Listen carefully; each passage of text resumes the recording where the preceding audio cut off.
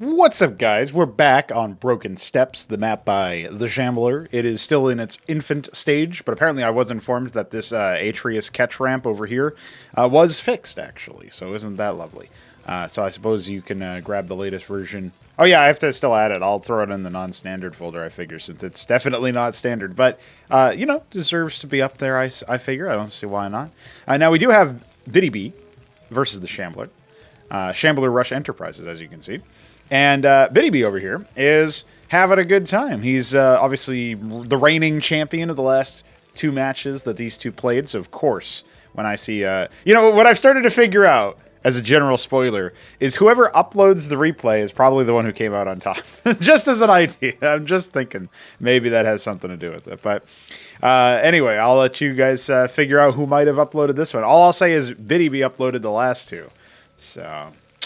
maybe that's enough to know. We do have a double Rax opener here. In fact, actually, both players going for Rax. Again, this is the patch where Hurricanes and Cyprians were buffed. So you can tell already that these players have their own ideas of what they might be able to do. Looks like maybe there was an attempt to sneak some smooches onto that Mason, but it's not going to happen.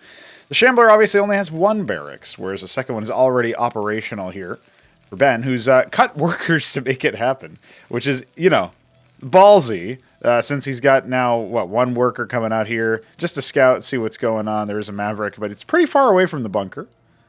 So this could get silly. You can't actually attack the Mason, of course. Too far away. Not enough range. Gonna get tickled to death. Oof! I like the little taser at the end. Something about that's really good. All right, so the Maverick is not going to be able to do too much. Obviously, could build a bunker over here and just float it over, right? In fact, we might see that happen. I actually don't know how long these games are.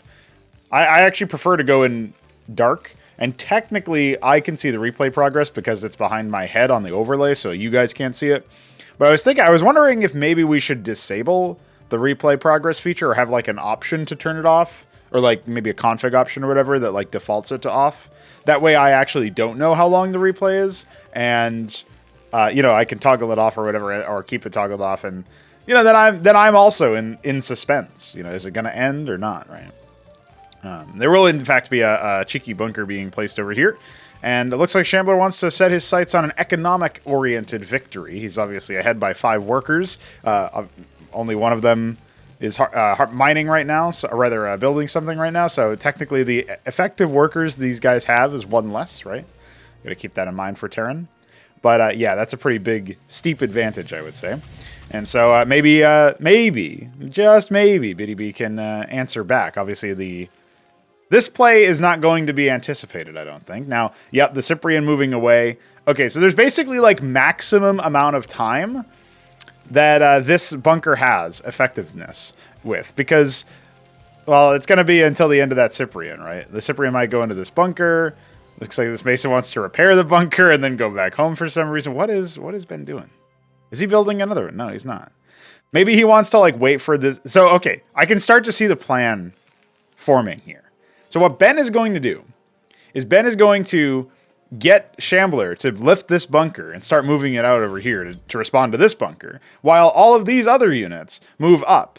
But he shouldn't do... No, you're doing it the wrong way. Wrong order, dude. You just lost 2 Mavericks for free. No. You move the bunker first, then you force the load, or the lift, rather, and then you move up, right? That makes the most sense. I don't know why you would even load there. That's a bit of an odd one. Nice ramp, by the way. It just instantly lifts the barracks instead. What the fuck? All right, well, this bunker is the one that gets lifted. Okay. So because he showed his hand over here, again, that's actually still pretty good for Btyb88. Because obviously he's going to kill a lot of Masons here. No, he has to unload the bunker. Why would you do it that way? No, you're hurting me. No, they still want that. They still want that barracks, bro.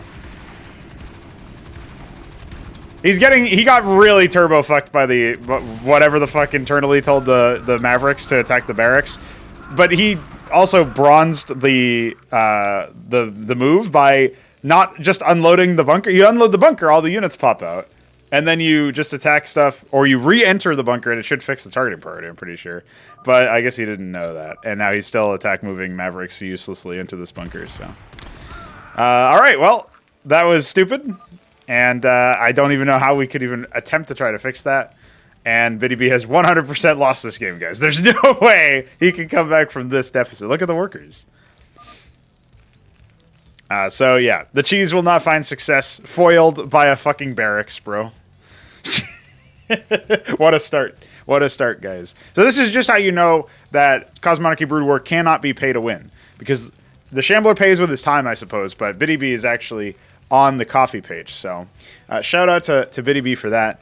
But unfortunately, bro, we don't hand out wins like that. That's not how you win here. You lower the difficulty by becoming better, as Mesk says, and I'm a big fan of that saying. So, looks like Btyb will be spending his excess minerals trying to expand to multiple locations. I really don't like this base. It doesn't look very appealing to me, but just because it's only 5 mineral fields, right? So, I suppose one thing that people could start doing, it would be a little Tismic, is they could start stacking mineral nodes. I guess the AI would eventually find them. Yeah, the pathing, I mean, like the default worker allocation would eventually find the stacked ones. Maybe you could do something like that. I don't know. Basically, like the funniest thing is, like, I was thinking about how, like, the changes to all of the mining stuff works out. You don't really have a crazy number of, like, you can't really do fastest map to the same degree, you know what I mean? But at least you don't have to set the fucking resource count to 9999999 anymore. Silly. I mean, fastest maps are silly. There's, like, no terrain, no gameplay at all, really. It's just memes. This watchdog is blocking where the treasury can go later on. I do think maybe that, like, the more I think about it, the more it makes sense for the treasury to be tier 1. Especially if maps like this continue to be created, where you actually have reasons to do it. I think about, like, Megalith Empire's back gas base. I think about some of Night of the Realms maps where he has, like, tiny mineral bases or low yield mineral outcrops and stuff, and obviously a bunch of, like, random gas only stuff. It's kind of neat. So Terran will be able to benefit from that, I think. Second bunker going down alongside the star pad, which was finished. Trojan. So there will be drops. Single watchdog. He's got enough Mavericks to repost this attack, I think. He's not. I mean, he's behind economically for sure. Shambler's about to tech up. So this game is going to come to a close fairly quickly here. Looks like the unload will just occur. No, what's going on here? Well, he's just going to lose the whole thing. So it's brutality. It's fatality. In fact, this command center being built here so that he can get the ridge anyway, because he's got that many minerals. He didn't want to take that base, I guess. Bit weird. Nothing defending this base, and as soon as this Maverick eventually arrives there, it's going to be a bit awkward. 5 vital masons. Sorry, bro, indeed. Ooh, ooh, ooh, ooh, ooh, ooh, ooh. That one mason can kill the Maverick if he ever decides to attack it, which he won't, because this is Brood War.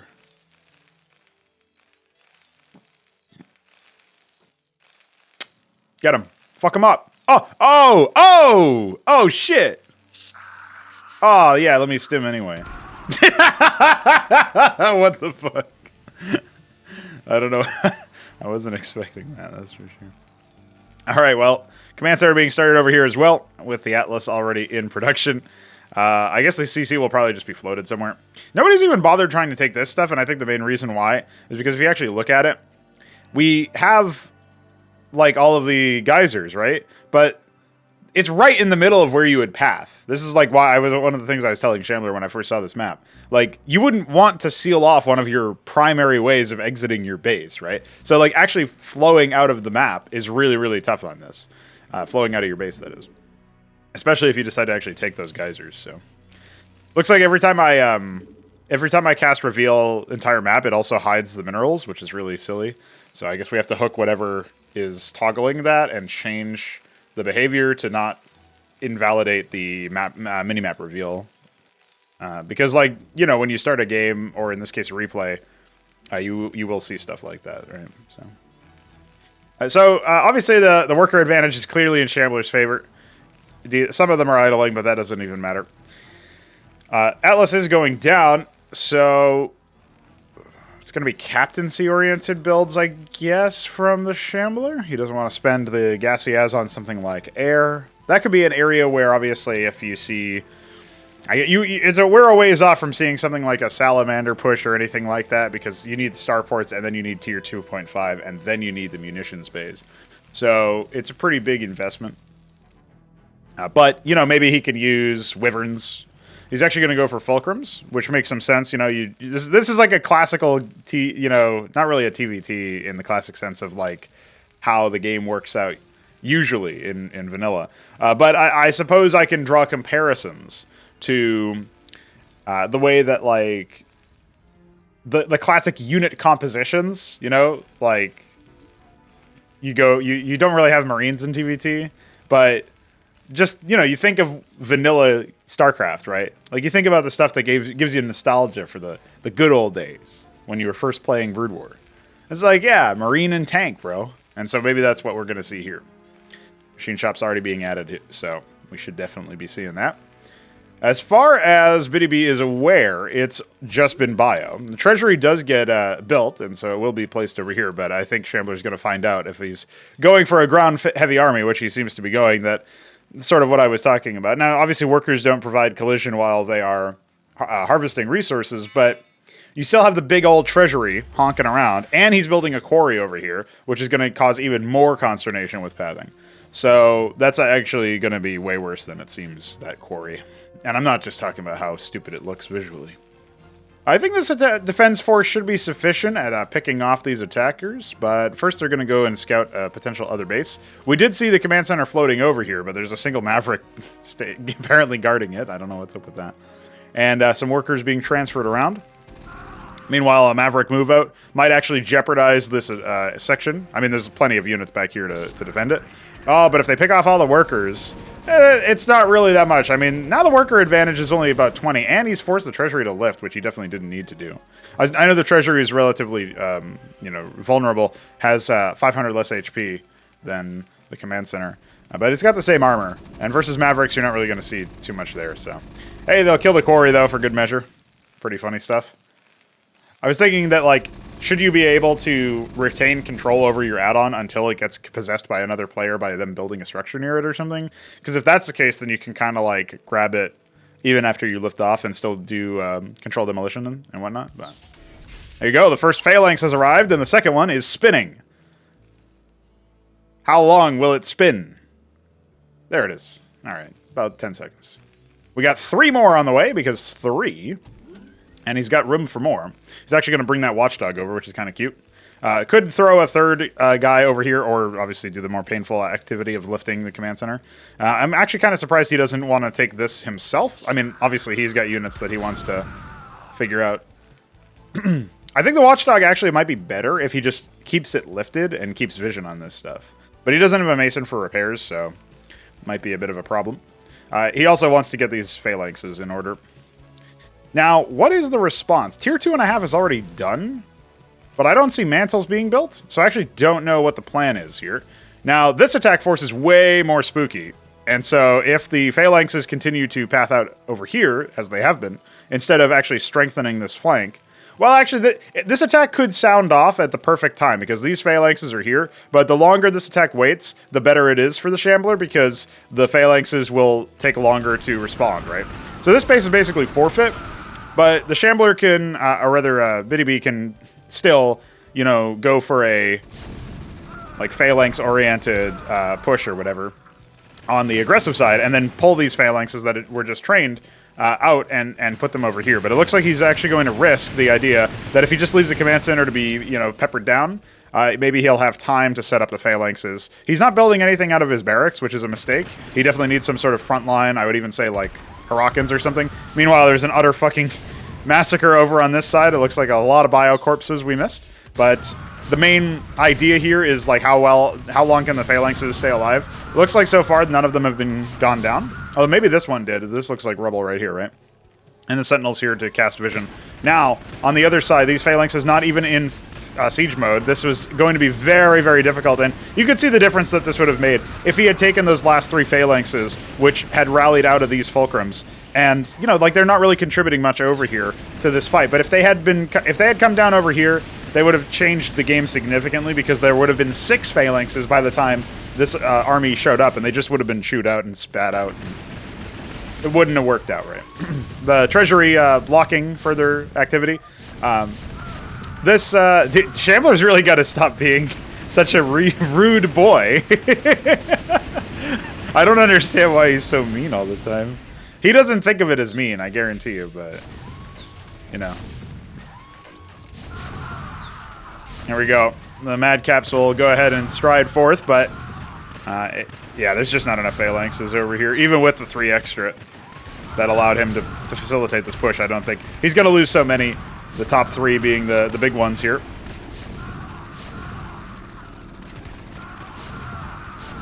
Now, the initial stack of infantry is out, but obviously there's way more that needs to be done. Lots of stuff, lots of resources being floated here. Yeah, the clerics actually were being focused down a little bit, but that is not going to be good enough. God fucking damn it, he says. GG. Well, that was a very silly game. We seem to be getting only silly games on this map so far. We'll see if the third game follows that trend. But you know what? We saw the aftermath of a massacre. There was at least that. We knew this game was ill-fated for Btyb for a very long time, when he obviously got pranked, and then double pranked on the bunker. You know, you can't blame him for the initial prank, but, you know, when you're so rarely pranked, you don't necessarily know what the deals are. Like, how do I respond to this prank? How do I unprank myself? Yeah. Well, he didn't pick the right move there. That's all right. Like, he had some good ideas. You know, there was a comment on the Kian birthday video saying something to the effect of the Terran had some really good ideas, but not very good execution, right? And I kind of think that Btyb is in the same boat. He's got so you can see the gears turning, like that move where he was like, "I'm gonna, you know, move the bunker in and try to like bait out the other bunker from lifting off and stuff." The problem is when he showed his hand on the right side, Shambler just lifted off his other bunker at the main, which obviously wasn't scouted, so Btyb didn't know that was a vulnerable move. What I like about this matchup, I don't know that it'll turn into the new meta for Terran, but what I like about this matchup is I genuinely did get to see a bunch of like early action from both players with, you know, with Bio. We saw that with the Kian build as well. So all right, we're getting into a healthier sort of direction anyway. We'll see how that works out. So yeah, check the score screen and check out the next game after this. Ladies and gentlemen, we're back. Shambler Rush Enterprises is against Btyb. Same spawns, but now Ben is green. And also Protoss. What is this color? Dark Sapphire. Besides the awful alpha-ing of the command center's player color, like at the edges of some of those symbols and bricks and whatnot, looks quite nice. I think like the Mason color, for example, looks pretty neat. But yeah. Man, I really can't get over how, you know, just keep looking at the scribe graphic, man. Like, obviously the new one is bigger, but just keep looking at the scribe graphic, guys. It looks very different than all of the other graphics, guys. Like, when you actually see the difference, it's crazy. Also, I swear I showered recently. Actually, it was last night before I went to bed, and that's why I have crazy hair. So, you know what? Crazy hair, crazy games. Let's go, boys. Albert Einstein. Probably said that once. We do have a gateway opener, so fairly standard. Anticipating the bio play, which is indefinitely what's going to happen. And we have a warden opener. Oh, Ben, why must you grace my screen with wardens? I think when you see a warden opener, I mean, for one, you can tell the money is not good. I mean, he's cut workers again. Look at this. He's already down by 3 workers. So he's only got 8 miners right now. And he obviously wants to save money so that he can buy a Drakadin. But he spent 150 on wardens. Like, what are you doing, buddy? Whew. All right, well, this is not looking too hot already. There's a scribe running around. Checking double barracks opener. Cyprian, not first, obviously, because there's a Mason. That was awkward pathing. I think it's dead. No, never mind. The Mason, the Maverick got stuck doing something else. So it was one awkward pathing versus another awkward pathing, and it canceled itself out. I think that's how that works. So he saved his worker. Very important, because he's only got fucking 9 of them. There's the 10th. Another Drakadin on the way. And I think, obviously, with the Cyprians opening up here, this Drakadin is not going to get too much done, right? Earlier Cyprian timings are pretty huge for this matchup. Don't even really need the bunker, although it will be going down. And actually, if the Dracodon goes over here, which it is, maybe it can actually surprise stuff. Like if the Scribe comes back in to scout and sees that all of the bio have been moved over to the right side bunker, you might be able to sneak in here, kill like 1 or 2 Masons before the Dracodon dies, or just kill 1 and walk away. But I'm only thinking about that because, again, you're at a deficit of workers because you built this Warden and decided not to buy workers for a while. Yeah. I think maybe Ben is... I haven't noticed that before. There was one game that I spectated that wasn't cast where Ben tried to not build any workers at the beginning and rush out a Fulcrum as fast as possible. And obviously it didn't work out, spoiler, because he had no economy behind it and it wasn't even really that much faster than if he had done it sooner. So yeah, I don't know. I just think about that and I'm thinking like, yeah, what does that exactly mean? You know, what is that really going to equate to? So... yeah, not great. So maybe there's some worker cutting that Ben is still doing every now and then and still used to. Also, I mean, you don't really need that many workers for maximum operability onto the space now that I'm thinking about it, right? You know, you need, it looks like 16 workers total, which is actually what Ben has now, although one of them is idling. So yeah, even though he's got a capped geyser, Shambler is building more Masons than is actually necessary. He could just start distance mining because you only need 2 per... field, right? 2 per resource node. It's consistent now between minerals and gas. So as long as they're not like far away or whatever, like if they were further out over here or whatever, you would need more than that. But that means that any additional workers can be placed over under these ridges for additional income. You can obviously build like expansion and stuff. I was about to say that Ben could expand here because he's got his scribe here, but obviously that's not his natural.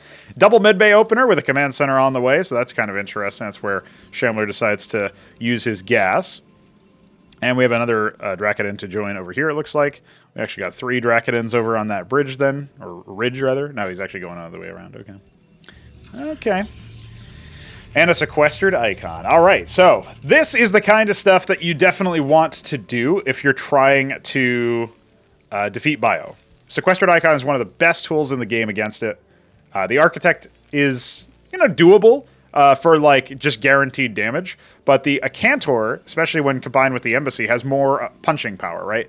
And more highs and less, well, I guess higher highs, lower lows, you would say. You know, kind of risk reward or whatever.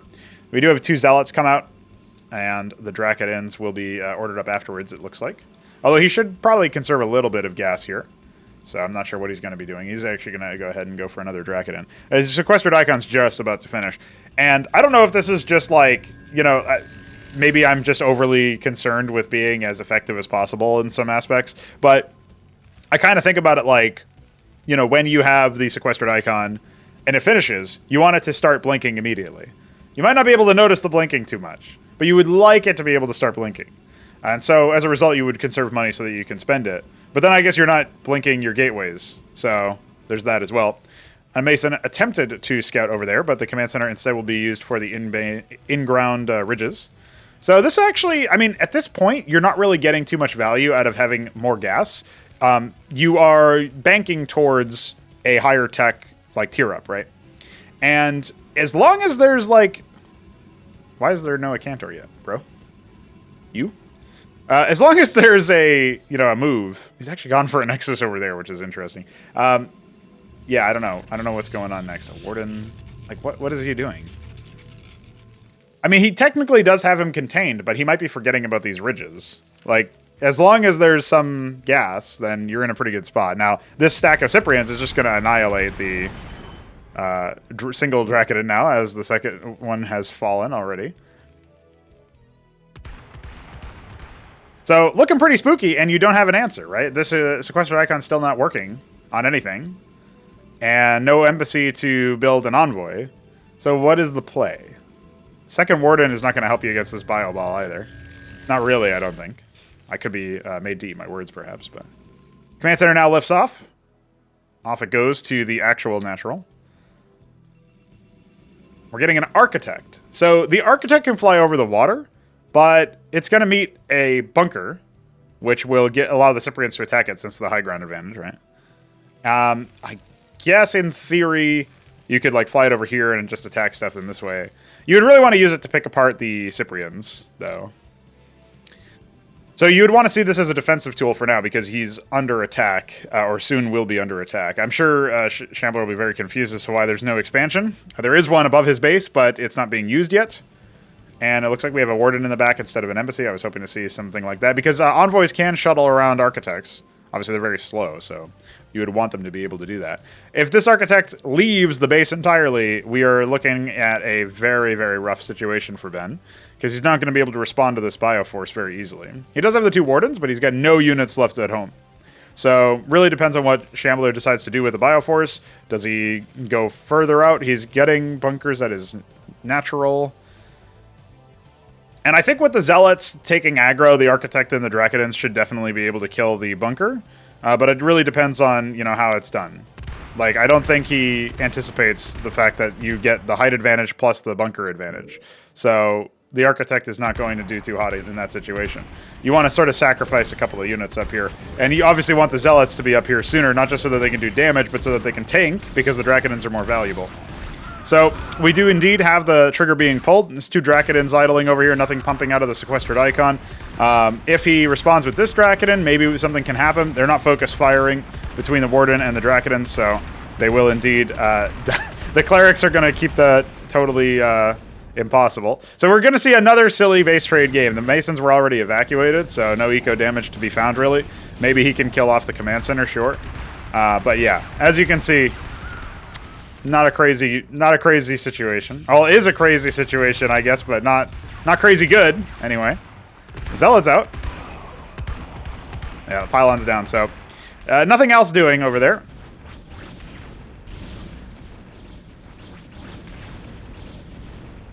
This is a silly game. Now this time around, Ben doesn't even really have that much money. Now, if he can get all of his workers over here without like. Yeah, so the wardens that the warden and the matrix that he's building here. Oh no, he's gonna lose the architect. He's gonna lose the architect, boys. Oh, against Mavericks you can outrange them, I'm pretty sure. But like losing the architect like that, it has to be GG, surely. How could you possibly come back from this situation? Oh, that command center will burn down anyway. That's a nice consolation. But he's got no. He has literally nothing. He has a scribe back here, but no money. And yeah, these barracks can just land and do that. Yeah, he's referring to the fact that he attacked at the same time as he was being attacked. So they like to do their base trades. This is silly low tier StarCraft, boys. This is exactly what we are supposed to see. Atlas going down. Okay. I actually think this base might be more valuable. Well, it's definitely more valuable mineral-wise. I guess it's not as valuable gas-wise. And this guy will come down here and build a command center. Not really building anything out of the barracks for whatever reason. He wants to go for Cyprians. He could just like station them over here and shut down the mining. And we have a gateway being built. Slowly rebuilding stuff. Slowly rebuilding stuff. Yeah, I think we all know who's going to win this game too. All right, well, silly stuff on this map. I definitely think that as far as the map is concerned, opening up paths out of the base so that they're less awkward is definitely a good move. So I'll have to see what's up with the next move. I love the scribes killing the... Dude, you don't have to be scared of this version of the scribe, but as soon as we see the new sprite, that's the one you got to be scared from, dude. It's going to eat you. No, they had started attacking the barracks. No, he lived with 5 HP. How could you do this to me? Command center in the middle. Yeah, why not? What a match! Yeah, you got another warden. They can outrange your nexus because of the height. So yeah, fuck that cleric.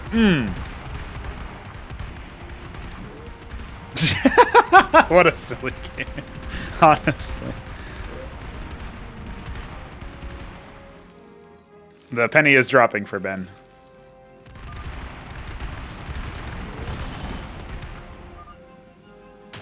I wonder what pathing he's talking about this time around. Did I miss something? Oh, maybe he's talking about his scribes not killing the guy because they were busy attacking the barracks. I guarantee you he A-moved. Hey, he got one!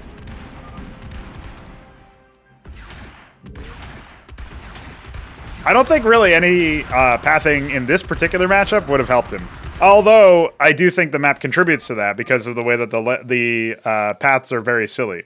So that's not helping, especially in a game where, like, if you don't have a certain agreed upon standard for how you construct the maps themselves, you will get into a silly situation very quickly where the maps are just silly. The maps or like the paths are silly rather, and then that results in the pathing being even sillier than it normally is, right? So. Yeah, what you don't see if you only end up watching, like, you know, Artosis cast some high-level Starcraft from the pros or whatever. If you only watch pro games and Brood War, and then you compare that to, like, the silly stuff that we see here, like, you'd think, oh, man, they really fucked the pathing in Cosmonarchy Brood War. So I'm like, no, guys, I swear, we actually made it better for specific problem units. The problem is, the Brood War pros just know to manage all that stuff, so it doesn't seem as bad. But that's just because they have to spend a lot of their APM managing their units on a babysit level, so it always looks worse when you have a worse player piloting it, right? All right, anyway, that's going to be the series. So it looks like Shambler will strike back. It didn't really look close, to be honest. I think maybe Ben needs to avoid cutting workers in the early stages of the game and practice maybe getting his units out a little bit slower.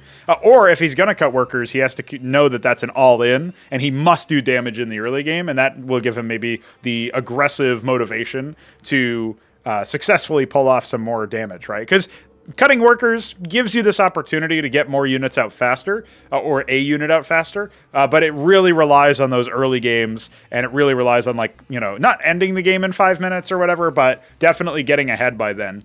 Where if you don't get ahead, you are behind. And that's the difference with just playing a more conservative, normal matchup, an opener, is if I go for standard play, then if I get ahead through some early game, then I'm just ahead by default. And if I don't, well, I'm not super far behind either. You know, those are my early units, right? And that they come out at a relatively reasonable timing. I can transition into a more standard macro game out of that. Whereas if you cut workers, especially for as long as Ben was, it's really rough. But it also doesn't make sense to build a static defense structure in the early game that early on when you're up against a Terran of all players. Like, against Zerg, I can kind of understand early Warden, not that early, but early, once you get like a Quaz Rock and maybe like no gas mining, you know, oh, okay, this is going to be like Zethracore push early on or whatever. Or maybe they're fast expoing, but like, okay, I can at least understand I maybe need some more defenses.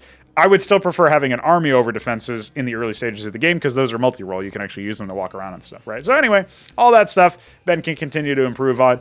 Shambler, obviously, can more so improve on the map side, I think, when he opens up the pathways a little bit.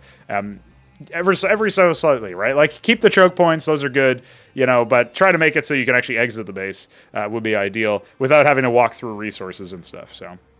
Those are my 2 cents on that. If you have comments yourself, leave them below. And until next time, I'm drinking coffee.